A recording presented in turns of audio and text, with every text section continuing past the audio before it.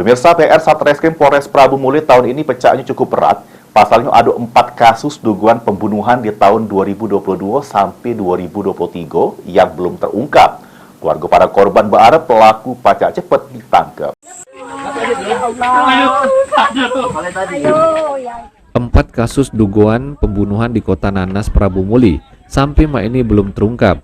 Kasus tersebut diantaranya 2 warga desa Karangan, Kecamatan Rambang Tengah, Kota Prabu Muli yang dituduh ngintip Samo Nuja oleh pelaku sampai memakan sikok korban jiwa pada setahun yang liwat.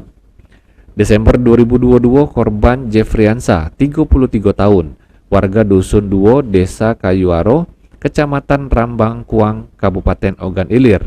Korban meninggal di Tuja, uang tidak dikenal, pas ngerewangi sang bini berbelanja di pasar PTM Prabu Muli.